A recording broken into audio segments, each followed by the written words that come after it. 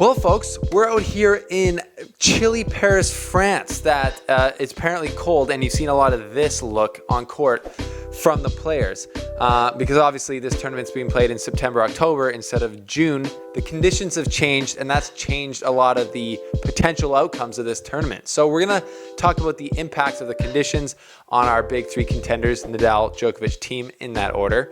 And we're gonna look at how this might affect them down the road in the tournament. Take a look at some of the upsets that have happened, the big chokes, some of the big comebacks. It's been crazy so far, so we got a lot to get into, as always. That's why I don't have many bagels. Welcome to the slice. Welcome to the slice. Welcome to the slice.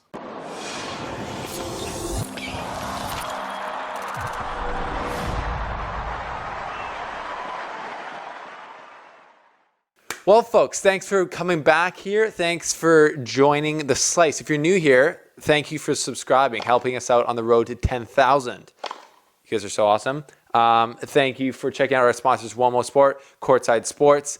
All the links below. Support the show, support the sponsors because they make it happen.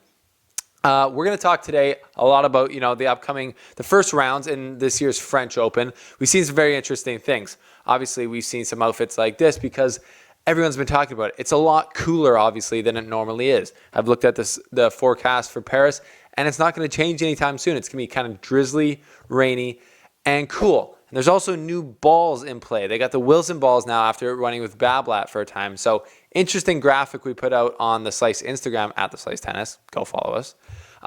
When they introduced the Bablat balls back in, I think, 2011, there was a lot of talk about how these balls are so fast, it's going to change the game. It's going to, possibly hurt people.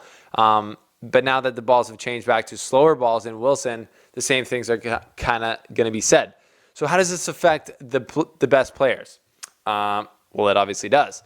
But the best players have done so far what the best players do. They learn, adapt, and they continue to dominate, like Djokovic, Nadal, and Thiem. Djokovic looked unbelievable. He gave out a bagel in his first round match. Played Ymer from Sweden. Great young kid. He's actually very good. It was a bit closer match than the scoreline probably showed, but Djokovic, he rolled, looked good. He actually, with his heavier racket, he really hits through the court well, and I think these lower bouncing, slower balls, slower conditions might actually help him in the long run. More on that, though. Nadal has also rolled, played a pretty tough Tsitsipas. Didn't look maybe his sharpest in the first round, and then just absolutely destroyed Maxter, as they call him, Mackenzie McDonald, because he just seemed to find his rhythm, or Mackenzie McDonald didn't even play good. I didn't watch it. All I did see was that he did an underarm serve, which got absolutely stuffed back down his throat. Nadal said, "You can only play that trick on me one time," and that's with Kyrgios at Wimbledon. Again, pretty funny stuff. Yeah, and then Thiem's rolled through. Thiem had the nightmare draw, right? He had Cilic first round, played great, won it, and then he had Jack Sock on a little the revival tour from Jack Sock, and he also won there. So he's got another tough matchup. He's playing Casper Ruud next, who's been super hot lately. And Thiem also talked about his fitness and his kind of energy level after the US Open, and he didn't really sound that positive. He wasn't negative in his chances. Obviously, he's kind of political, but he's like, I don't know if I've really ever come down from the highs of winning my first slam at the US Open, and I don't know if the energy will catch up to me. But he didn't seem he didn't just not mention it or brush it aside. So that's interesting. But what are these conditions going to do to Nadal and Djokovic? I think for Nadal, everyone's been talking about it. The ball's not bouncing up as high. There's not as much energy in the courts, especially with it being cooler. I think that hurts Nadal. That takes away some of his pop and some of his zest. And now that he is getting older, he definitely doesn't move as well as he used to. So he's needing to rely on more of his shots. And if the conditions are going to lower the kind of impact of them, that could leave him just a little bit more vulnerable than he normally would. Is he still the favorite? I think so. It's like I said again, you can't take the favorite spot away from someone who's won it 12 times. You just figure even if he breaks his leg halfway through, he's going to figure out a way to win this thing because he's won it 12 times. And yes, I got my math wrong last time. Thank you for the correctures. 12 is such an insane number. Anyways, with Djokovic, though, I think the ball's staying lower. He's obviously a great low bounce player because that's what Wimbledon has turned into these years. Just a court that's pretty fast, but mostly just low bouncing. So it's still not a low bouncing court. It's a clay court, obviously. But I think it'll just maybe help Djokovic a little bit in these, he can change his game style a bit to just being the guy who doesn't miss, the dog, the absolute counterpuncher, and really hurt people because he's such a great mover and player on clay. I think it'll help him. And I think with Dominic Thiem, when it comes to a potential matchup with Nadal or Djokovic, it's more with Nadal, it actually will probably help him because it'll take Nadal's potency of the spin away, and Nadal's obviously the fitter, younger, more explosive player now, and he can maybe catch up and kind of be on a more neutral playing field when it comes to spin. But other than that, it's really going to come down to, again, how players adapt, how they play on the day, and take advantage of their, the situations, the points. It's going to come down to it because when in these big matches, like finals, semifinals, that is what it comes down to. But what are some of the other players? Because there's been some big storylines so far as well. Because Medvedev went out in the first round like he did in Hamburg. And I was like, Medvedev, he could do well in this slower conditions, all this stuff. But then I realized I don't think he's actually a great slow conditions player. He has these weird ground strokes where he hits them very flat, right? And when there's a faster court, those shots where he redirects pace, he's still like an absolute rallier. So that's why I kind of thought he would be great because he's kind of like Djokovic. He doesn't miss. But no, he doesn't miss on a hard court. And he makes you feel like you're playing on a clay. But then when he actually does go offensive, he uses that speed to really hurt you. He takes his flat backhand or forehand up the line, whatever. And it's crazy. But I think the weird balance is he plays with not a lot of margin, and that hurt him. So then he comes up against a great player like Fucsovics in the first round and just doesn't play his best, and he also doesn't show up mentally, really.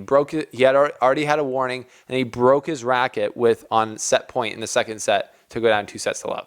You literally did that and gave up the set. It was still it was a tiebreaker. It was close. So very mentally weak there, not his best. Tsitsipas almost did a similar thing. So he's playing Jaume Munar, good clay court player, but the type of guy who I'm just I would be so disappointed if Jaume Munar beat Tsitsipas in the first round, because what is Jaume Munar going to do at this French Open? No offense to Jaume Munar, but I don't think you're going deep. You're taking out one of these guys who I love in Tsitsipas, and he has the potential to do it, and Tsitsipas just wasn't really stepping up to the plate. Munar was playing great, but these super slow courts enable these players who don't really have weapons like Munar to just move around the court, keep everything in, and just wear down players. Now, obviously, that's not an excuse to lose. I would lose if I was the guy who had the bigger weapons because I'm mentally weak. But Stefanos Tsitsipas, I've always talked about his mentality, and I thought it's great. And he was about to lose. He went down 2-0, and I was like, dude, what's going on? But then he came back, and he just refused to lose. Jaume Munar didn't drop his level. Tsitsipas elevated his. And I think for those 3 sets in his comeback, it was the highest level I've seen on these courts at the French Open. So we'll see if he can keep it up. But Tsitsipas, I'm like, if I met him, I'd be like, I'm proud of you. You could have easily lost that and just been like, yeah, I'm 22, whatever. But you stepped up and won that match. That was a tough one. I hope this momentum carries you deep into this tournament so you can do some damage. Possibly play Djokovic in the semifinals. We'd all love to see that. Get Djokovic some real competition on his side of the draw.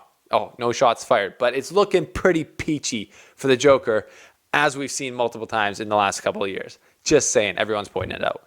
And then we got Zverev, who almost lost today in a 5-setter, but pulled it out and played well. So we got some of these young guys stepped up. I'm excited to see what they can do. The draws, just getting rolling. We've seen some really good tennis in the first few rounds. Different, though, with the super slow conditions. A lot of grinding out there. A lot of mentally tough. People are going to have to be mentally tough to get through these matches. There's going to be some long matches as this tournament progresses. Mark my words. The ball, people don't like it. Dan Evans said you wouldn't give this ball for a dog to chew on. Harsh words there from a friend of the show. Does he have a point? I've seen some pictures of these balls on the ground. They look pretty not great. Anyways, I don't know. But what I do know is I'm excited that it's major time again because, like I said, 2020, the schedule's all messed up, but we just get more tennis in a shorter amount of time. Thanks for being part of the Slice. Thanks for liking this video. It helps us out. Thank you for subscribing. Go check us out on Instagram. We're posting there daily. And stay tuned to the Slice for more updates on this year's French Open. From ya boy,